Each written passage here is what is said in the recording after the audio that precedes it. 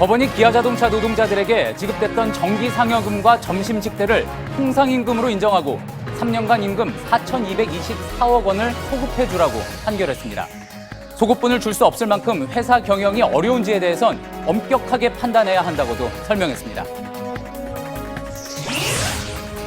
뉴라이트 역사관으로 논란을 빚은 박성진 중소벤처기업부 장관 후보자가 사과 기자회견을 열었지만 사퇴는 하지 않았습니다. 제가 부족하지만 아직은 할 일들이 제가 나라 국가에 공헌할 수 있는 일들이 있다고 생각을 합니다. 12억 원대 주식 차익을 본 이유정 헌법재판관 후보자에 대해선 금감원이 주식 거래 내역을 조사하기로 했습니다. 워싱턴에서 열린 한미 국방장관 회담에서 전술 핵무기 재배치와 핵 잠수함 건조 문제가 거론된 걸로 알려졌습니다.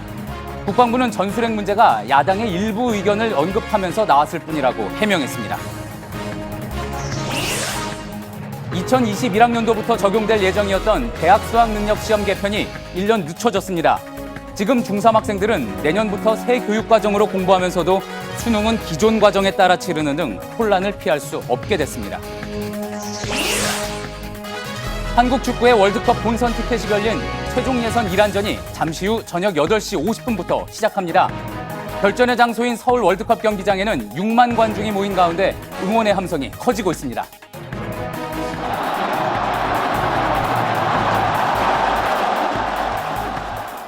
JTBC 뉴스룸 지금 시작합니다.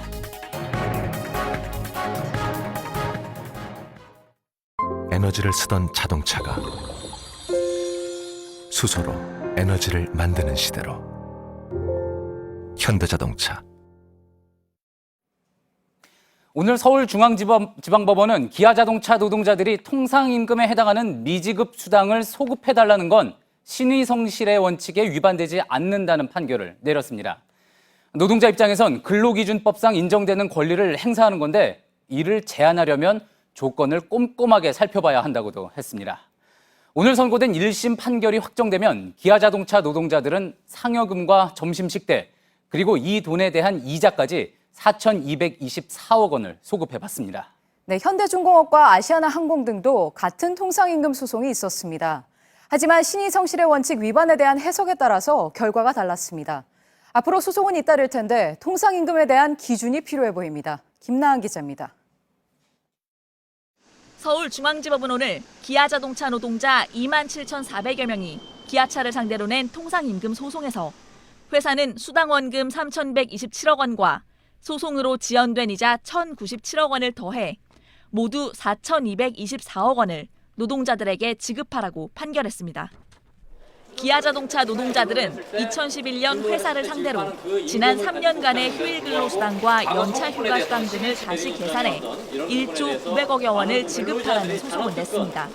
통상임금에 상여금과 점심식대, 일비 등이 제외됐기 때문에 이를 포함해 다시 계산해야 한다는 겁니다. 재판부는 이 중 일비를 제외한 상여금과 점심식대가 통상임금에 포함돼야 한다고 인정했습니다.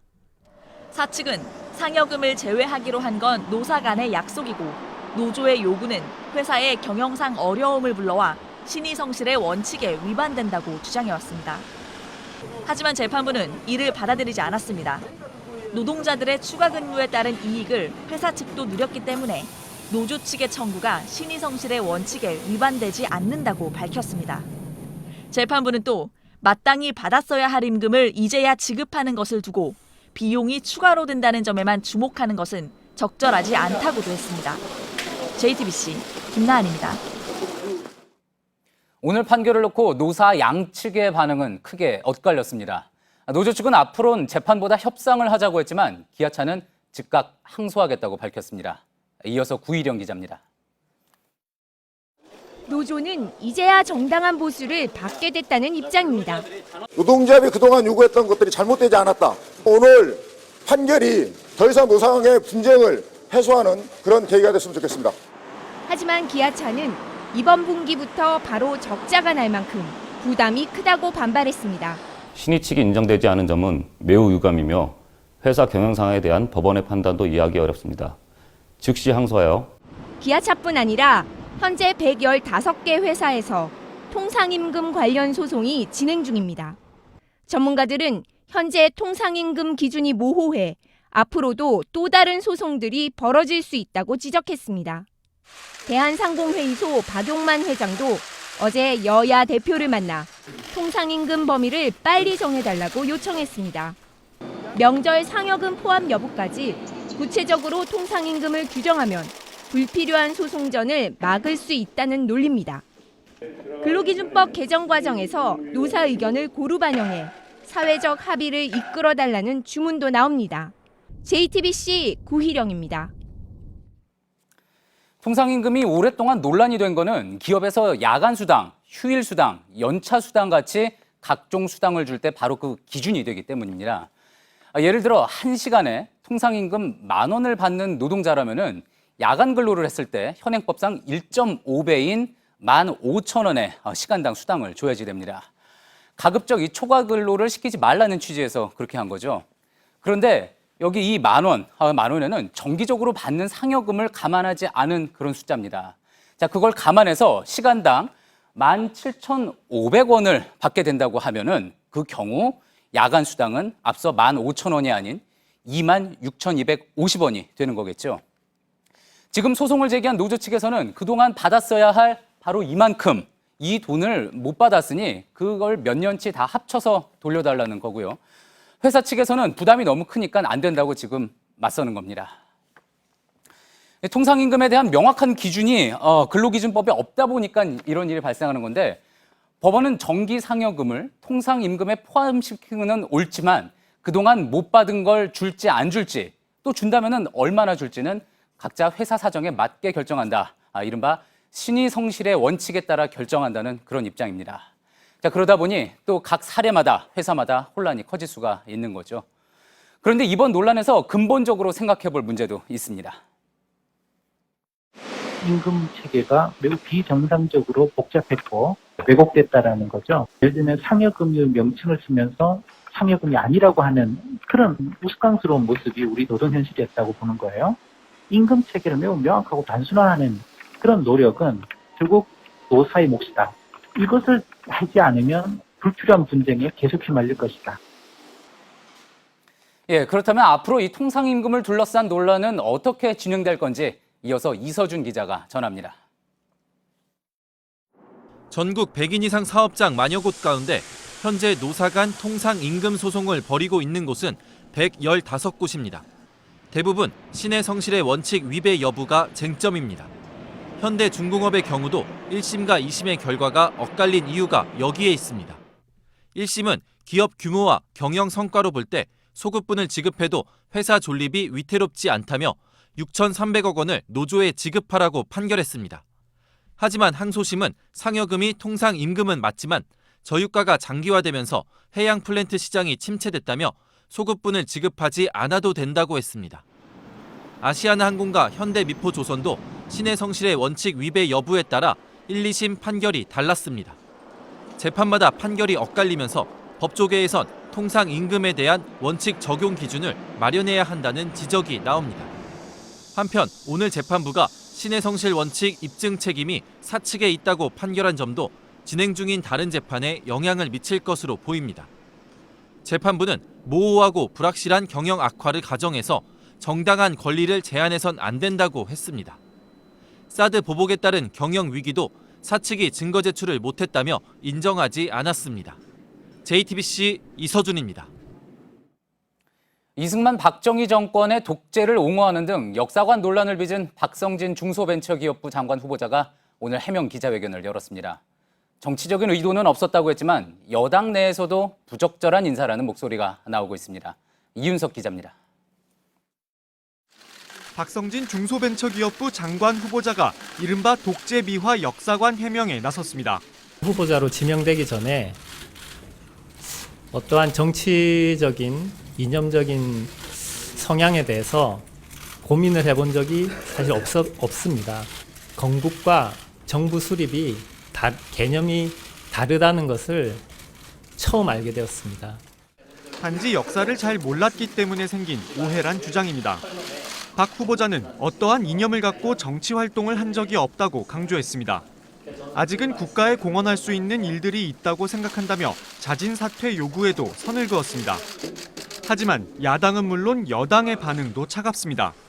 표면적으론 해명을 했으니 여론의 방향을 지켜보자고 말하지만 내부적으론 자진 사퇴가 불가피하다는 분위기입니다. 국무위원 후보자로서 역사에 대한 무지가 납득되기 어렵다는 겁니다. 민주당의 한 핵심 관계자는 장관으로서 부적절하다는 의견을 청와대에 전달했다고 말했습니다. 청와대가 고심하겠지만 여론을 전달하는 것이 당의 역할이란 입장입니다. 청와대는 어제 인사청문회까지 지켜보자고 한 뒤 오늘은 별다른 입장이 없었습니다. JTBC 이윤석입니다. 그런 한편 이유정 헌법재판관 후보자 논란도 커지고 있습니다. 주식 거래로 1년 반 만에 12억 원대의 시세 차익을 올린 게 논란이 되고 있죠. 야당에서는 부당거래 의혹을 조사해달라면서 금융감독원에 진정서를 제출할 예정이고 금감원도 조사에 나설 방침입니다. 박현주 기자입니다. 이유정 후보자의 한 반도체 장비업체 주식 투자는 눈에 띌 정도입니다. 이 후보자는 주가가 오르는 때와 내리는 때를 정확하게 맞춰 사고 팔았습니다. 시세 차익이 5억 원이 넘습니다. 가짜 백수호 파동을 일으킨 건강기능식품회사 주식 매매로도 2년도 안 돼 5억 3천만 원을 벌었습니다. 회사가 상장하기 전 2만 원대의 주식을 사들였고 무상증자까지 받았습니다. 상장 뒤 주가가 급등하자 팔았습니다. 특히 가짜 백수호 파동을 전후해 주식을 모두 팔았습니다. 이유정 후보자가 지난 1년 6개월 동안 주식 매매로 올린 시세 차익은 12억 원이 넘습니다. 바른정당 오신환 의원은 이 후보자가 부당거래를 한 의혹이 있다며 내일 금융감독원에 진정서를 접수할 예정입니다. 금감원도 진정서가 접수되면 이 후보자의 주식 매매 과정 등을 살펴 미공개 정보 이용 여부를 조사하겠다는 방침입니다. 이 후보자는 오늘 입장문을 내고 주식 매매 과정에서 불법적인 행위는 전혀 없었다고 주장했습니다. JTBC 박현주입니다.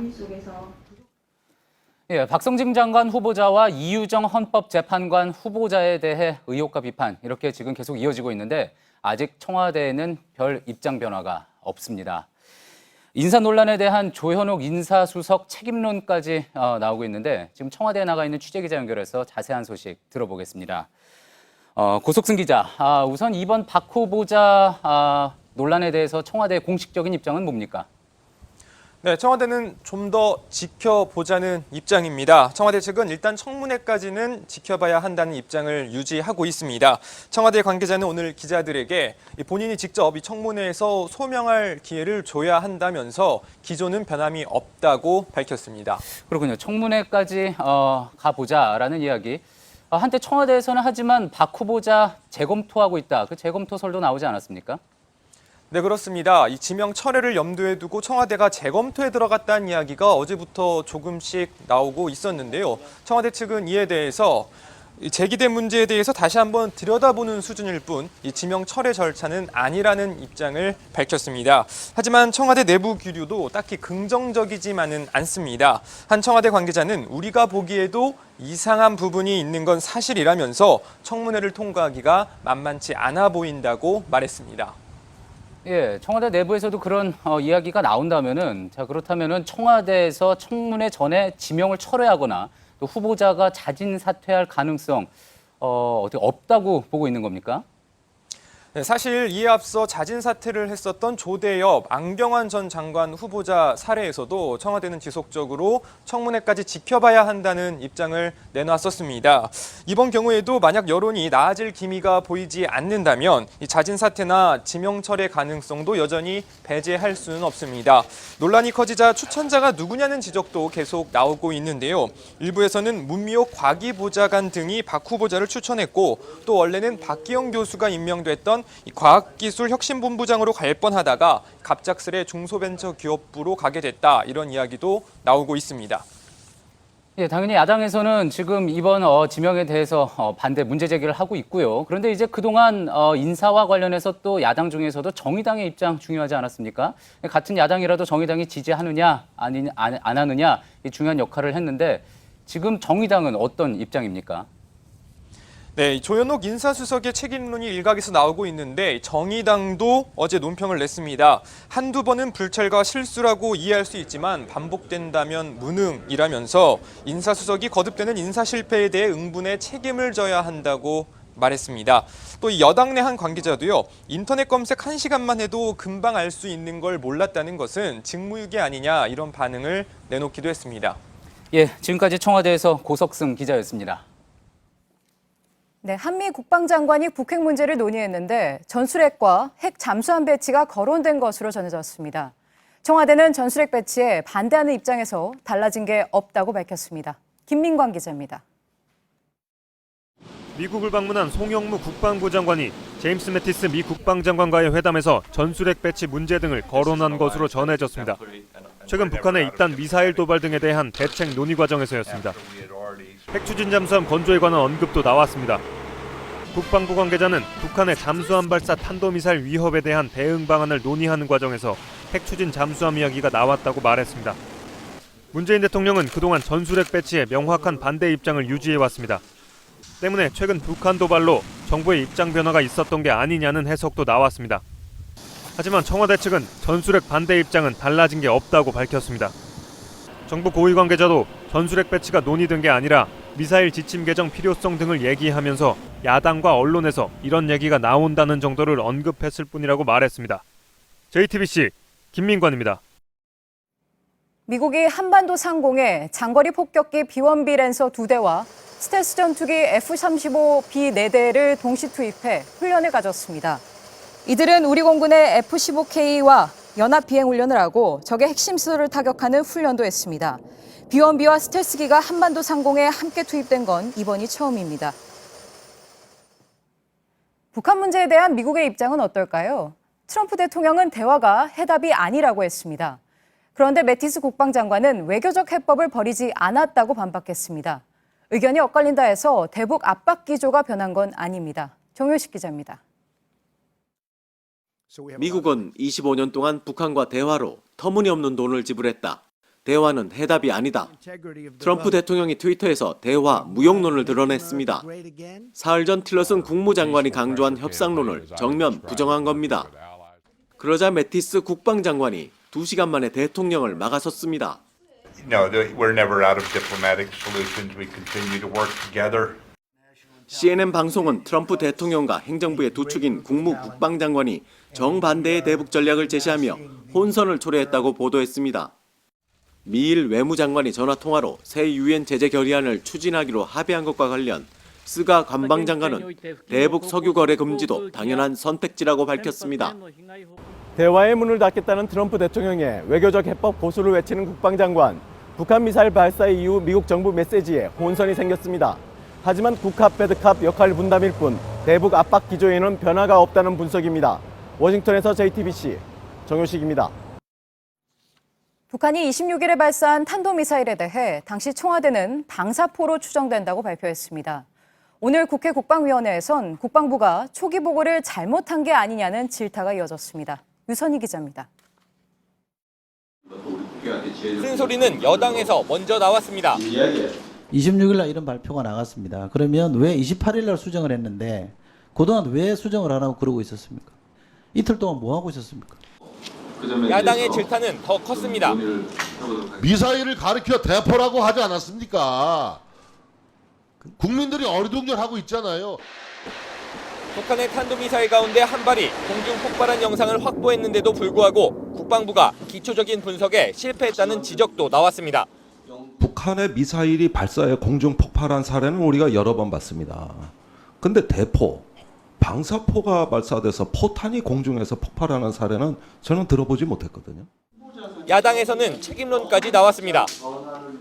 국방부는 초기 분석이 부족했다고 인정하면서 개선을 약속했습니다. 발사체 재원의 특이성 때문에 초반에 혼란이 있었던 것이 사실입니다. 적극 아주 간단한 겁니다. JTBC 유선입니다. 이명박 정부 시절 국정원의 민간인 댓글 부대를 수사 중인 검찰이 어제 국정원 퇴직자 모임인 양지회의 전현직 회장을 소환 조사했습니다. 검찰이 앞서 확보한 양지회 이사회 회의록에는 댓글 팀장으로 활동한 회원의 댓글 활동을 숨기기 위한 논의, 그런 정황도 담겨 있던 걸로 확인이 됐습니다. 서울중앙지검 연결해서 취재기자와 좀 더 자세한 이야기 나눠보도록 하겠습니다. 심수미 기자, 이 한마디로 그러니까 의심스러운 어떤 회의가 있었고 또 이를 불법성이 의심되는 활동을 숨기려는 정황으로 지금 검찰이 의심을 하고 있다는 것 같은데, 자, 이런 정황이 담긴 이사회 회의록 언제 작성이 된 거죠? 네, 지난 15일 저희 JTBC는 국정원 적폐청산 TF가 조사 중인 민간인 댓글팀장 가운데 양지회 회원이 포함되어 있다는 단독 보도를 해드린 바 있습니다. 관련 보도 직후에 양지회 이사회는 긴급 회의를 열었는데요.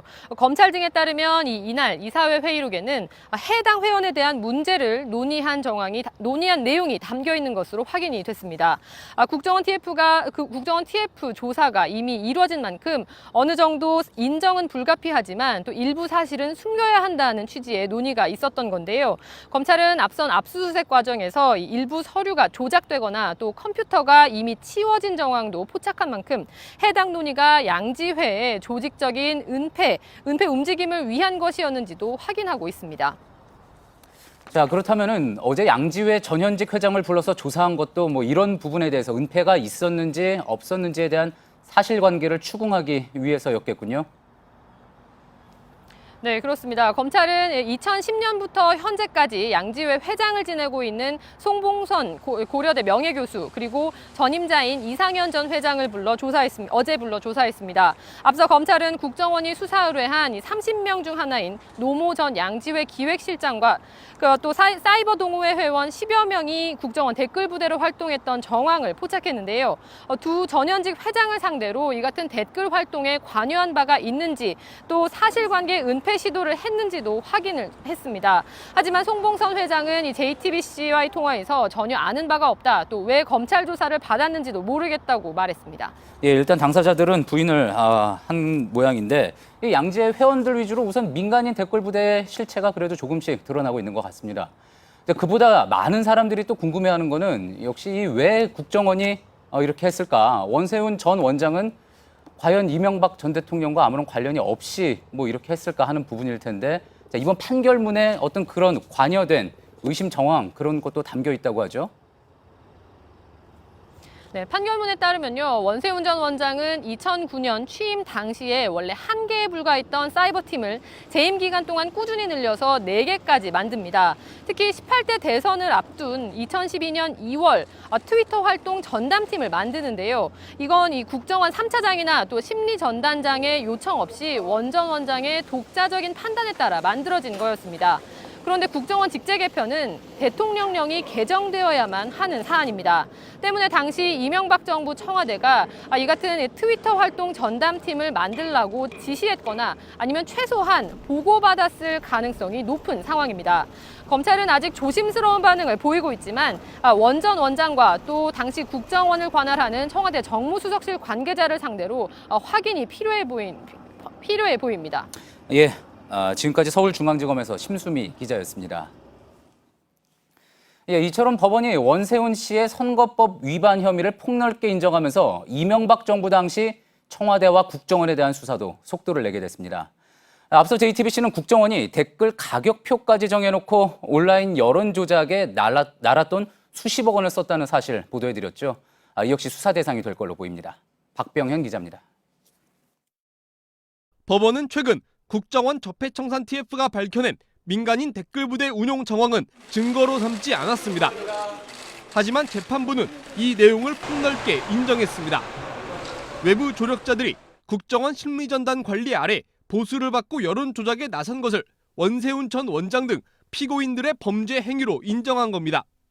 원 전 원장의 불법 사실로 사실상 법원이 판단했기 때문에 이에 대한 검찰 수사는 더욱 탄력을 받을 것으로 보입니다. 특히 이번에 새롭게 제기된 국정원의 이른바 특수활동비 전용 의혹도 포함될 것으로 보입니다. 국정원은 댓글을 올리면 건당 5,000원, 의견 게시글은 건당 10,000원씩 댓글 부대에 제공했습니다.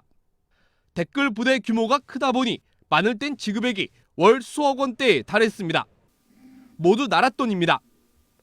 어제 국정원 적폐청산 TF가 30명의 민간인 팀장 외에 추가로 18명을 발견하면서 국정원이 민간인 댓글 부대에 사용한 예산은 수십억 원 규모로 추정됩니다.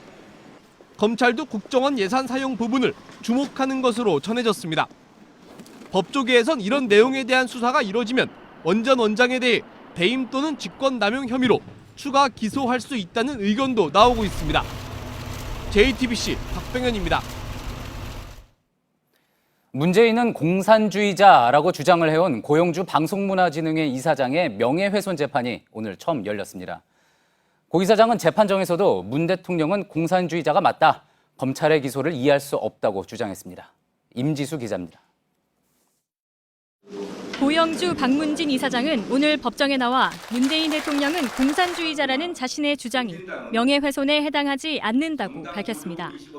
문 대통령이 그간 해온 북한 추종 발언이나 활동을 보면 자신의 주장은 허위 사실이 아니라는 겁니다.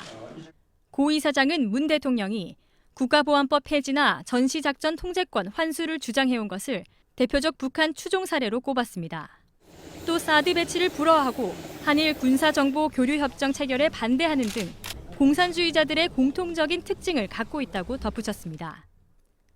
참여정부 시절 민정수석이었던 문재인 대통령이 검사장이었던 자신에게 인사불이익을 줬다며 필요시 강금실 전 법무부 장관을 증인으로 신청하겠다고도 말했습니다. 앞서 고 이사장은 지난 2013년 1월 자칭 보수단체의 신년회에서 문재인 당시 대선 출마자를 공산주의자라고 표현한 혐의로 재판에 넘겨졌습니다. 한편 고 이사장의 지지자들은 재판이 끝난 뒤 질문을 하는 기자들에게 폭력을 행사하는 등 소란을 빚었습니다. JTBC 임지수입니다. 바른정당 이해훈 대표가 한 사업가로부터 사업 편의를 봐주는 대가로 명품 의류 등 수천만 원대 금품을 받았다는 주장이 제기됐습니다. 이 대표는 허위 주장이라면서 부인했는데 이 사업가도 이 대표를 수사해달라며 검찰에 진정서를 냈습니다. 송지혜 기자가 보도합니다. 본인은 사업가라고 밝힌 A씨는 YTN과의 인터뷰에서 이해훈 바른정당 대표에게 10여 차례에 걸쳐 6천만 원 넘는 현금 등을 줬다고 주장했습니다. 2015년 10월부터 올 3월까지 호텔과 사무실 등에서 현금과 명품 가방, 명품 시계 등을 건넸다는 겁니다. 그는 대가로 대기업과 금융회사 임원을 소개받기도 했다고 주장했습니다. 이 대표는 긴급 기자회견을 열고 이런 주장을 모두 부인했습니다. 20대 총선 당시 자원봉사자로 만난 A씨에 돈을 빌린 적은 있지만 모두 갚았다는 겁니다. 빌리기도 하고 갚기도 하고 그래서 중간쯤에 또 다 이제 갚고 갚은 후에 또 빌리기도 하고 그런 네 갚았고.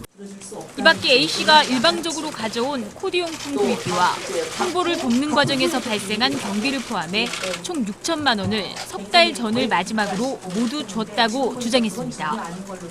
또 청탁이나 대가는 전혀 없었고 오히려 A씨가 돈을 갚은 뒤에도 부당한 금품을 요구해 응하지 않았다고 덧붙였습니다. 이 대표 측은 조만간 A씨를 형사 고소하겠다고 밝혔습니다. A씨도 오늘 오후 검찰에 이 대표를 수사해달라는 진정서를 냈습니다. JTBC 송지혜입니다. 세월호 침몰 해역에서 사람뼈 한 점이 추가로 발견됐습니다. 세월호 현장 수습본부는 어제 침몰 해역에서 퍼올린 진흙 분리 작업 도중 수습된 뼈 한 점이 사람뼈로 확인됐다고 밝혔습니다. 이로써 수습본부는 지난 16일 침몰 지점에 대한 2차 수중 수색에 착수한 이후 오늘까지 총 7점의 유골을 수습했습니다. 2021학년도에 적용할 예정이었던 대학 수학능력 시험 개편이 1년 늦춰졌습니다. 내년부터 새로운 교육과정이 시작되는데 지금 중학교 3학년인 학생들은 새로운 과목과 교과서로 배우면서 시험은 기존 과목으로 치르는 그런 일이 벌어지게 됐습니다. 조민준 기자의 보도입니다. 수능체계 개편을 연기한 것은 절대평가 과목을 얼마나 확대할지, 그에 따른 변별력 확보를 어떻게 할지에 대한 이견이 해소되지 않았기 때문입니다. 짧은 기간 동안 국민적 공감과 합의를 이끌어내는 데에는 한계가 있었습니다. 최종적으로 개편을 유예하는 것으로 결정하였습니다. 이에 따라 정부가 제시한 두 가지 개편안은 폐기돼 다시 원점에서 검토하게 됐습니다. 이와 함께 학생부 종합전형과 고교 학점제, 내신 성취평가제 등 종합적인 대입 방안을 마련할 방침입니다. 당장 중학교 3학년생들의 혼란은 불가피해졌습니다. 내년부터 교육과정이 바뀌어 통합사회와 통합과학 과목이 신설되는데 시험은 현행대로 사회탐구, 과학탐구로 치러야 하기 때문입니다. 문이과 통합을 목표로 한 수학과목 개편도 시험에 어떻게 반영될지 정해지지 않았습니다. 어제 외고와 자사고의 우선 선발권 폐지 방침에 이어 오늘 수능 개편 연기로 새로운 제도 2가지를 동시에 첫 적용받게 된 중2들의 혼란과 걱정도 커지고 있습니다. JTBC 조민중입니다. 수능 개편이 연기된 배경에는 절대평가를 확대할 경우 상대적으로 비중이 늘어날 수시 전형, 특히 학생부 종합전형에 대한 학생과 학부모들의 불신이 컸습니다. 이 이른바 학종은 학교나 지역, 심지어 부모의 재력에 따라 당락이 좌우된다는 지적받고 있죠. 학생부 자체를 바꿔야 한다는 목소리도 나옵니다. 유한울 기자입니다. 수도권 일반고와 특목고의 고3 학생 생활 기록부입니다. 일반고 학생은 수상과 봉사활동 내역이 10개 안팎에 불과한 반면 특목고는 종이 한 장을 가득 채웠습니다. 학생들의 개인차로 생각할 수도 있지만 학교에서 집중 관리한 결과라는 게 입시 전문가들의 평가입니다. 엄청나게 만들어내죠. 중위권 성적밖에 안 되는 학생들은 30개 이상을 받고 들어가요. 자기네는 숨만 쉬어도 학생부 자체는 24페이지에서 30페이지 나올 수 있다라고 얘기합니다. 담임 선생님이 직접 쓰는 세부 특기 사항과 종합의견도 학교나 지역 편차가 큽니다. 교사와 학생 간의 관계에 따라서 무조건 좌우를 하게 돼 있어요. 학생들을 협박을 하기도 해요. 그럼 너 새 테러한다. 테러란 말을 선생님들이 공격하게 씁니다. 그러다 보니 학생부를 가장 중시하는 학생부 종합전형으로 선발되는 특목고와 자율고 학생 수는 매년 늘고 있습니다.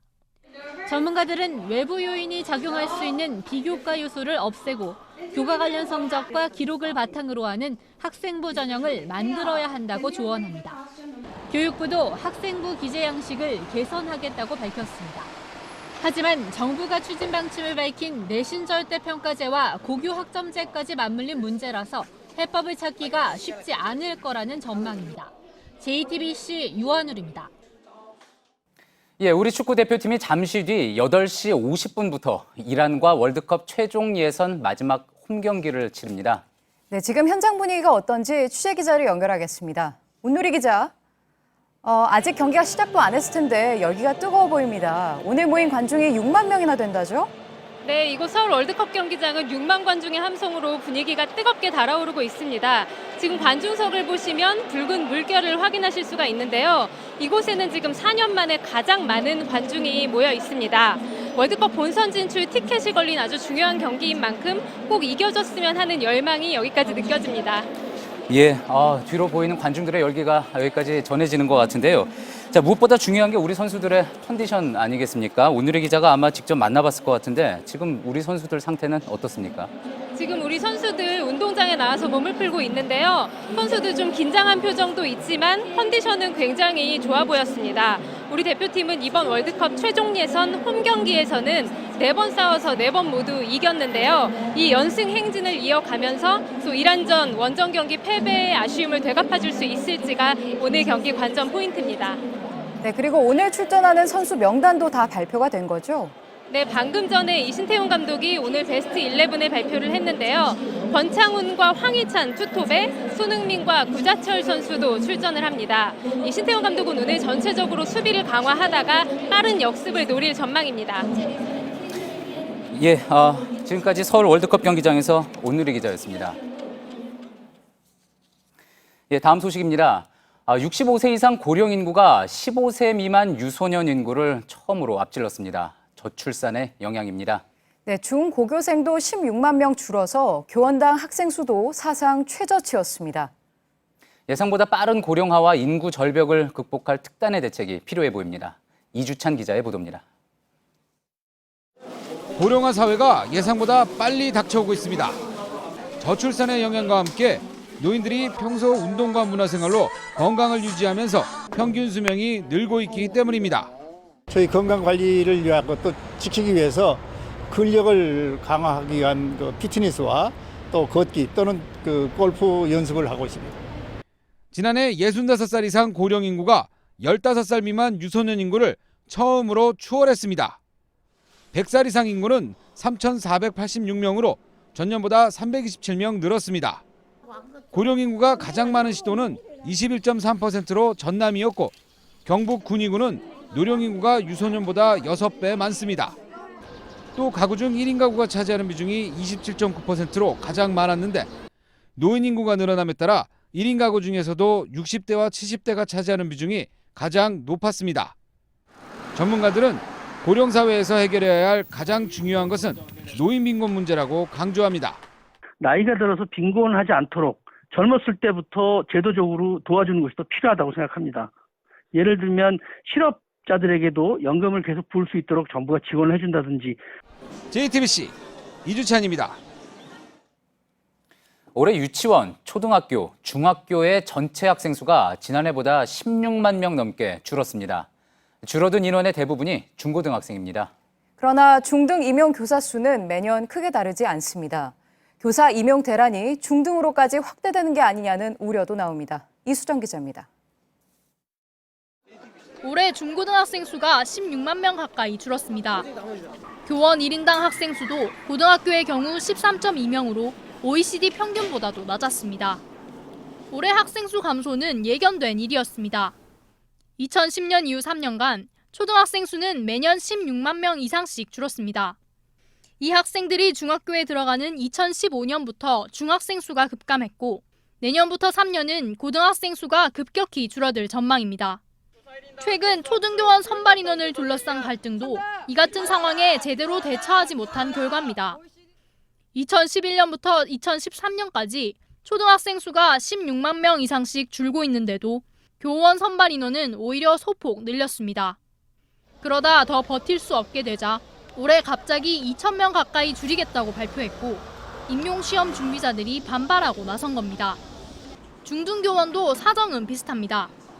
이미 중고등학생 수가 대폭 줄고 있는데도 교원 선발은 2012학년 3,080명에서 조금씩 늘어 최근엔 4,000명가량을 뽑고 있습니다. 이 때문에 학생 수 감소의 불똥이 중등교원 선발 쪽으로 튈 가능성이 높다는 우려가 나옵니다. JTBC 이수정입니다. 식약처가 여성환경연대의 생리대 독성 실험이 과학적이지 않다는 의견을 냈습니다. 전수조사 계획도 발표했는데 이 역시 부실할 수 있다는 지적입니다. 윤정식 기자입니다.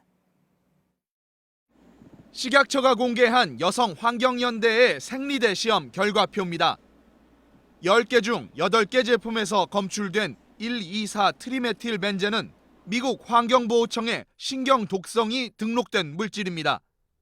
유독성이 확인돼 다른 물질들보다도 인체에 심각한 영향을 줄 수 있다는 겁니다.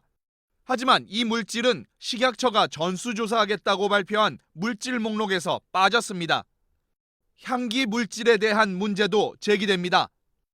여성환경연대 조사에서 총 휘발성 유기화합물 수치가 월등히 높았던 생리대는 깨끗한 나라의 릴리안 펜티라이너 제품이었습니다. 이 제품은 향기 처리를 하면서 인기를 끌었는데 전문가들은 향을 넣는 제조 과정에서 화합물 첨가가 많았을 것이라고 지적합니다. 하지만 향기를 만드는 화합물 역시 이번 식약처 조사 목록에는 없었습니다. 아주 일반적인 유기용매의 존재 여부를 확인한다고 해서 우리가 파악할 수 있는 결론이 아무것도 없습니다. 한편 가구 세정제나 방향제 등 스프레이 형태의 생활용품에서 나오는 미세 나노 물질이 호흡기에 유해할 수 있다는 연구 결과도 나와 시민들의 생활화학 제품에 대한 공포감은 더욱 커지고 있습니다. JTBC 윤정식입니다. 내년부터 건강보험 혜택을 크게 늘리는 문재인 케어가 시행됩니다. 이 정책이 시행돼도 여전히 사각지대는 있습니다. 바로 건강보험료를 체납한 저소득층입니다. 연소득이 500만 원 이하인 체납 세대도 145만 가구라 대책이 필요한 상황입니다. 안지영 기자입니다. 일용직 노동자 정할머니는 아파도 병원에 못 갑니다. 건강보험료 90만 원이 밀려섭니다. 자기 부담금만 내고 진료를 받을 순 있지만 그러고 나면 건강보험공단으로부터 나머지 진료비도 다 내라는 청구서가 날아옵니다. 이미 할머니와 가족 앞에 이렇게 쌓인 청구액은 1,200만 원이 넘습니다. 지금 병원은 안 다니죠. 가면 또 이제 또 날라오고 독촉장 날라오고 부담스러워서 못 가고 있는 거지. 건보공단은 여기에 최대 9%까지 체납 이자도 부과합니다. 특히 더불어민주당 재윤경 의원실에 따르면 6개월 이상 건보료를 체납해 이렇게 건보 사각지대에 놓인 저소득층 가운데 70%는 연소득이 500만 원 이하입니다. 세대수로는 145만 가구인데 평균 체납액은 119만 원으로 많지 않습니다. 하지만 이들의 체납액을 합치면 1조 7천억 원이 넘어 일괄 구제가 쉽지 않습니다. 문체인 케어가 시행돼도 이들에 대한 대책은 빠져 있는 상황입니다. 이 때문에 이들 저소득 체납자에게 건보 혜택을 되돌려주기 위한 실질적 방안이 추가로 논의돼야 한다는 지적이 나옵니다. JTBC 안지연입니다. 네, 어제에 이어 오늘 포항 앞바다에서 선박 사고가 또 났습니다. 2명이 숨지고 1명이 실종됐습니다. 어제 사고로 실종된 2명은 아직 못 찾고 있습니다. 윤두열 기자입니다. 완전히 부서져 침몰한 배를 바다 위로 끌어올립니다. 오늘 오전 4시 40분쯤 포항 구항 안쪽에서 입항 중이던 대형 바지선과 출항을 하던 작은 어선이 충돌했습니다. 바지선 앞으로 밧줄로 연결된 배 2척이 지나가다 뒤에 묶인 4.6톤짜리 목선이 바지선에 부딪혔습니다. 곧바로 잠수사가 출동해 사고 발생 22분 만에 1명을 구조했지만 2명은 숨진 채 발견됐고 1명은 실종됐습니다. 항구 안쪽은 넓지 않고 수심도 상대적으로 얕지만 물이 탁해 실종자를 찾는 데 어려움을 겪고 있습니다. 경찰은 CCTV를 분석해 2배 선장의 운전 부주의 여부 등을 조사하고 있습니다. 어제 구룡포 앞바다에서 발생한 통발 어선 사고 실종자는 아직도 찾지 못했습니다. 사고가 난 27톤 어선은 본체보다 무거운 28톤가량의 적재물을 싣고 있었습니다.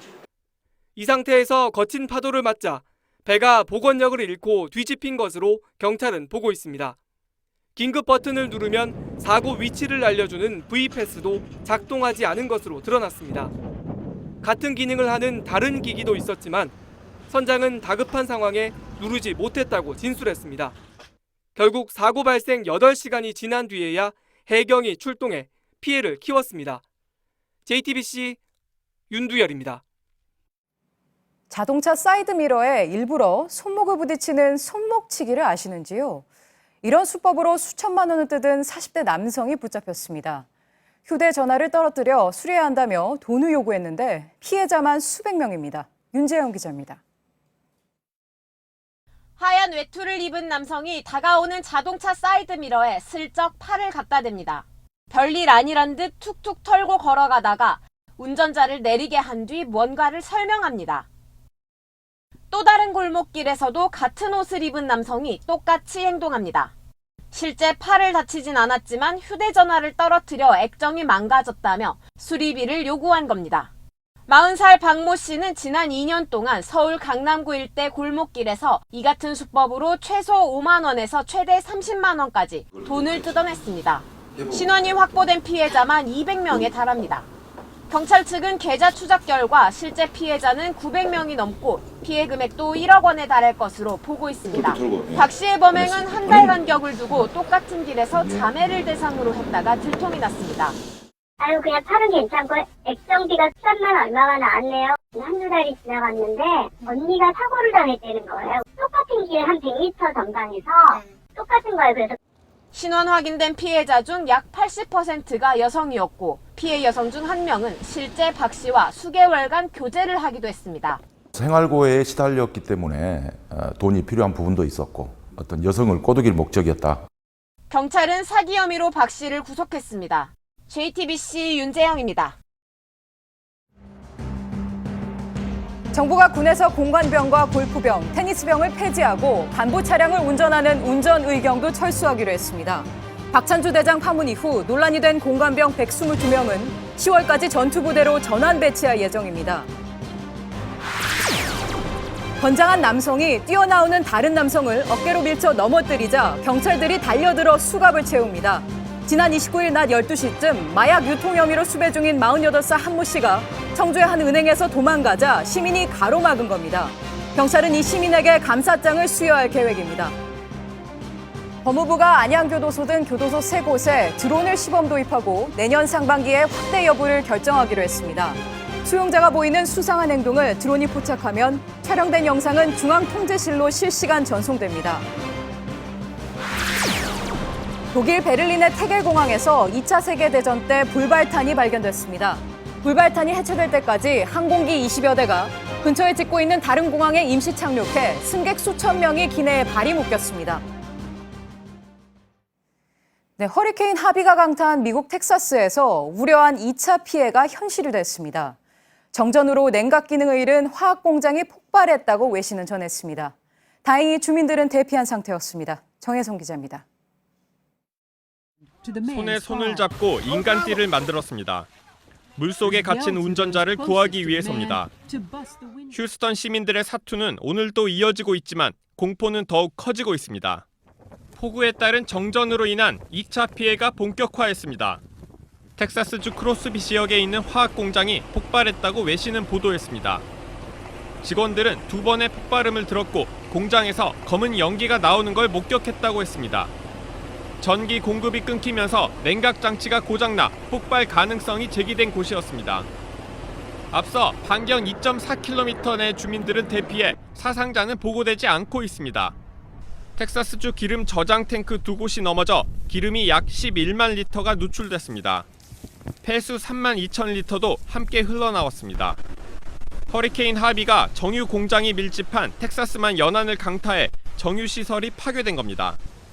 앞서 발암 물질인 벤젠 등 인체에 치명적인 화학 물질이 900톤 이상 공기 중으로 유출되기도 했습니다. 텍사스와 루이지애나에 200mm의 비가 더 예보된 가운데 구조 작업엔 군함까지 투입됐습니다. 사망자는 최소 37명으로 늘었습니다. JTBC 정혜성입니다. JTBC 뉴스룸은 어제 국정원 개혁발전위원회가 과거 명진 스님 불법 사찰 의혹 사건을 적폐청산 TF의 조사 대상에 포함할 것을 권고했다는 소식을 전하면서 원세훈 전 국정원장의 항의 방문 후 명진 스님이 봉은사에서 쫓겨났다고 보도했습니다. 이에 대해 조계종 총무원 측은 명진 스님이 봉은사에서 쫓겨난 것이 아니라 종단, 종언, 종법에 따라 2010년 10월 주지 임기를 정상적으로 만료한 것이라고 밝혔습니다. 또 국정원의 업무와 관련해 종단과의 협의는 있을 수 없는 일이라고 말했습니다. 네, 날씨입니다.